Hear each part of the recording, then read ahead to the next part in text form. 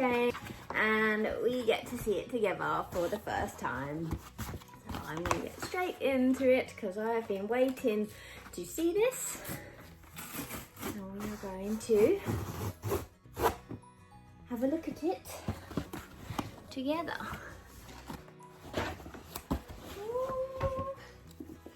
Here it is. Ocean Heart by Aldridge, and once again it has the really nice smooth cover that each of my followers books have had. I love it, really nice and silky. Okay, so are we ready to hear the blurb?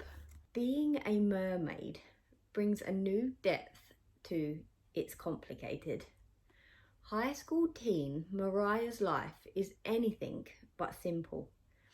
Between a crush on her best friend and a rivalry brewing with the swim team star, her powers awaken early.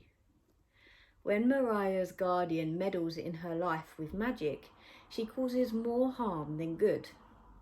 The Soul Reapers are coming, and there's a werewolf hungry for merblood. All secrets wash ashore sooner or later, and Mariah's about to discover hers. Mixing a messy love life with deadly powers will whip up a storm of trouble. Can Mariah contain it, or will she be swept up in its wake? A gripping story about a mermaid, self-acceptance, and romance that literally sparks. I can't wait to read it. This sounds right up my street. I'll get straight into reading the first chapter for you. Chapter 1. Wriggling my way under the fence on my elbows, I breathed in the rich scent of soil. It warmed my heart and reminded me of a lifetime of sneaking through this gap into the garden of my best friend and neighbour. I barely made it to my feet before I was soaked in an icy, cold shower. I shrieked in surprise and turned to find Jace laughing, holding the garden hose in his hand. I narrowed my eyes. Jace! With a mischievous glint in his eye, he lifted the hose and soaked me again. Cut that out! I ran at him to pull the hose out of his hand. He dodged out of my way and ran past me.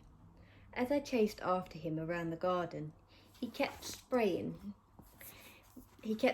me over his shoulder. I welcomed the cool relief in the heat of the summer sun. Finally, trapping him by the shed, I grabbed the hose. He still wouldn't let go, and we wrestled over it. He kept managing to spray my face. Using my fingers, I changed the direction of the water and sprayed him back. He made a funny gurgling noise and shook the water from his blonde mop of hair.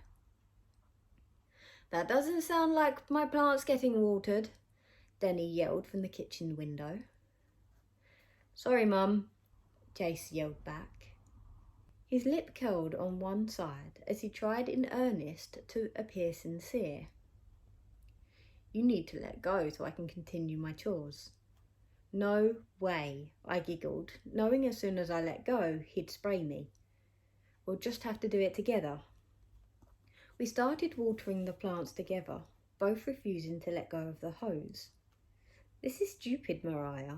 Let go. I promise I won't squirt you. His blue eyes twinkled. I grinned and shook my head. I know you too well, Jace. Why don't you let me do it? I couldn't shirk my responsibilities like that, Jace countered. I don't mind. I felt him attempt to tip the hose towards me, but I managed to stop him, and the water ran up the fence instead. Cut it out, Jace. Oops, he mocked. He finally finished the watering and stretched out on the grass, eating ice cream whilst our cold drink sweated in the heat. Summer's almost over, Jay said, sounding oddly sad. He'd taken his t-shirt off, and I could see he'd become less boy and more physically grown up. Then back to school, I groaned. I hope we're in the same classes. You'd miss me if I wasn't. Careful, big head. You'd miss me too. Maybe I would, maybe I wouldn't, he teased. I shook my head. You can't fool me, Jace Walker. I fooled you into watering the garden, didn't I? And what about when I told you that if you eat enough lettuce, it starts to taste like chocolate? Or the time I tricked you into swapping your little pound coins for my big 50 pences? Wow, you really are a shitty friend. Maybe I won't miss you at all. Fine, we'll miss each other. And summer. Summer is great, Jace sighed, leaning back on the grass. It really is, I agreed. But even better if I didn't have a little whining voice chittering in my ear. I gave him a playful shove. He squinted one eye as he tried to look at me but caught the sun. My stomach flipped in a new way as I realised for the first time that Jace had changed over the summer holidays. He had got hot. I shook the stupid thought away. He was Jace Walker, my best friend forever. Denny came over to see Mum. It was odd Jace hadn't come over with her, as he always found excuses to hang out together. Jace's mum had delicate features and high cheekbones framed by her dark pixie cut. She was quite young and followed current trends, whereas my mum was that strange woman with dark flowing hair who tells fortunes at spiritual fairs. She wore hippie-looking, loose flowing clothes and was a tad overweight. You wouldn't expect them to be best friends, but they were. I hovered around the kitchen. Denny's eyes stared down into a mug of tea, slowly stirring her sugar spoon, her gaze lost in a deep spin of thought. Are you going to drink that or spit out what's on your mind? Mum asked. Denny sighed. I was hoping you already knew. I stood on my tiptoes to reach the cake tin, helping myself to one of the buttercream cupcakes, a product of Mum and Denny's Sparkle Cake bakery business. Even though they had use of a proper kitchen and caff now, Mum still liked experimenting at home. Don't make me dig out my crystal ball, Mum threatened Denny. Her tone made me think I was caught with my sugary delight. For a moment I paused, wincing as I waited for "Don't spoil your dinner" or "Stop eating our profits," but she was too focused on Denny to notice me. Denny took a deep breath like she was conjuring up the courage to speak. With an awkward smile on her face, she said, Dave and I found somewhere to live together, a home of our own. Her blue eyes shone, brimming with tears. That's great news, Mum cheered. But her face crumpled. What is it, Denny? It's been a tough decision. It's perfect, except we'll no longer be neighbours, and it's all the way on the other side of town. I'm going to miss you guys. Her words were like an icy blast from the hose, but without the warm relief of the sun or uplifting sound of Jace's laughter. You can't, I snapped. Jace was my life. I needed him close. I needed him next door. I no longer wanted the cake. It was too sweet, and I cast it aside on the counter. The cakes, Denny gasped. Mum frowned. Mariah, go get the washing off the line. I stormed out of the kitchen through the back door of our small terraced house, slamming it shut behind me. Without bothering to unpeg the clothes from the line, I yanked them free and dumped them into the laundry basket. The haphazard approach completed the task too fast, and I wasn't ready to go back inside. I tugged at the loose panel of the fence, but it wouldn't move. I spotted the evil glint of a new nail hammered in to keep the plank in place, keeping me out. I kicked at it, succeeding only in injuring my foot. Holding it, I collapsed onto the grass and pressed my back against the fence. As I gazed up towards Tracy's bedroom window, my heart felt like a rock, unpleasant and heavy in my chest. A sinking feeling consumed me as I realised he was really going and there was nothing I could do about it. The beautiful blue sky darkened. Heavy, rapid rain soaked through my t-shirt as I raced inside. I didn't stop in the kitchen with Mum and Denny, but run straight up to my room. Dropping onto my bed, I stared out the window at the raging storm. It spoke to my soul, mirroring my anger. The August sun blazed down on us, making me hot and sticky. Jace and I sat side by side on my front doorstep, looking at the gravel. Neither of us wished to face what was going on next door at his house. We were both wearing shorts, my freckled left knee pressed against his tanned right knee. My head hung heavy, red curls falling around my face. The short picket fence acted like a protective shield from all that was happening. For weeks I hadn't dared to think about the move, as if by not thinking about it I could prevent it from happening. But now the removal men were carrying cardboard boxes marked Jace's room to load into the lorry. I scrunched up my eyes to push back the image of him being taken from me. "Are you okay?" I asked, seeing his jaw twitch. "Fine," he huffed. "Are you going to cry?" "Only pansies cry," Jay said. He fiddled with the bracelet on his wrist and lowered his voice. "You know, I could live anywhere in the world as long as you lived next door."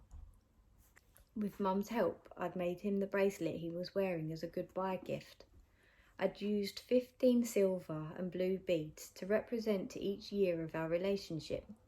I'd intended to tell him that I'd chosen blue, not because of his favourite colour, but because the colour represents friendship. Mum and I had soaked it in white wine and crushed basil leaves. She said it would encourage him to visit more. Now, those facts seemed pointless, and the words remained unspoken. I wore a bracelet, but mine wasn't one of friendship. I'd begun wearing it shortly after our holiday in Spain, when my skin had a bad reaction to salt water. It makes people aware of my unusual allergy. Mum had done a good job of finding one that was pretty. It had a metal plate with a typical medic alert symbol, a 6-point cross and snakes down the middle. The symbol was engraved onto a background of waves, and the band was made with small aquamarine beads. My thoughts were interrupted by the loud clang of the lorry door slamming shut. The sound rang with injustice, like a gavel on a silent courtroom when the wrong sentence was served. I flung my arms around Jace, desperate to hold on to him a little longer. I breathed in his smell, a mix of boy and the great outdoors. It brought back memories of splashing in puddles, wearing bright yellow wellies, climbing trees and scraping our knees, racing along the seafront and camping in the backyard, sharing spooky tales by a torchlight. All those memories that had once made me blissfully happy began crashing into my mind and caused an aching hollowness in my heart. It felt so final. A solitary tear ran down my cheek. "Don't cry, Freckles," he whispered as his thumb wiped my tear away. I took a deep breath and exhaled to try and calm myself down. A frown creased Jace's forehead, and his eyes were heavy with sadness. "I'm sorry," I croaked. "Chin up," he smiled. "We'll make it work." Denny leant over the fence. "Come on, you two. It's not like you'll never see each other again." In her hands were the basil plant and new broom that Mum had given her as a housewarming present. "Are you all packed up?" Mum asked. Dave stood next to his car, keys in hand, and a smug grin plastered on his face. "Yep." My blood began to boil, except the bubbling felt more like a tingling. Didn't he have any compassion for what he was doing to Jace and I? The angry current coursed through my veins, so charged I felt the need to defuse. I threw my hands in the air and screamed. "Mariah!" Mum began but stopped. Dramatically, the sky lit up like a stormy backdrop to my anger. Lightning pitched down from the sky and hit the lorry, cutting the engine out. The black cloud moved to darken the before clear sky. The first plop of rain sent a chill through my cotton t-shirt. In no time, the sky was empty in buckets of rain. "Temper, temper," Jace teased. "Quick!" Mum yelled over the rumbling sky as it began to chuck it down. "Everyone inside!" We ran in. Denny invited the removal men to take shelter in our home with the promise of sampling their famous sparkle cakes and a brew. As Jace and I were about to run up the stairs, Mum pulled me to one side. "Are you okay, Mariah?" "What do you think?" I snapped at her stupid question. She tugged on my sleeve. "You must stay in control of your emotions." I shrugged her off me and hurried up the stairs with Jace. In my room, we revelled in the storm's blessing of extra time together. I grinned, as pleased with myself as if I had caused the storm. And there we have it, chapter 1 of Ocean Hearts. So if you enjoyed the reading of Ocean Heart, which I'm sure quite a few of you probably did, I urge you to go and buy Ali Aldridge's book.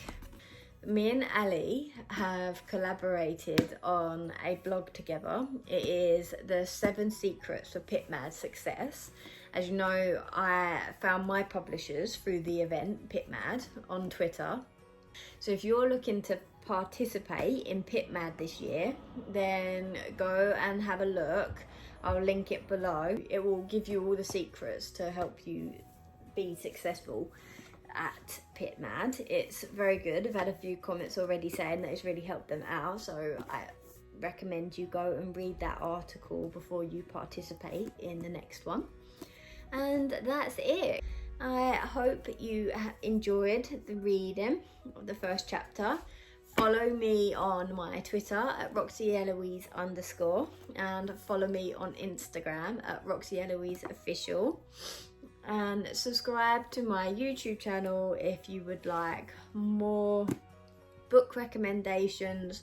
I'm also going to be posting a lot more. I have a video log for you, a day in the life of an author with a full-time job. That will be coming on my YouTube, and I'll also be giving some writing tips for you, and I'll also be doing some videos to help you grow your social media. So if you're interested in more content from me, then please subscribe, give this video a like, and I really hope to see you in the next one.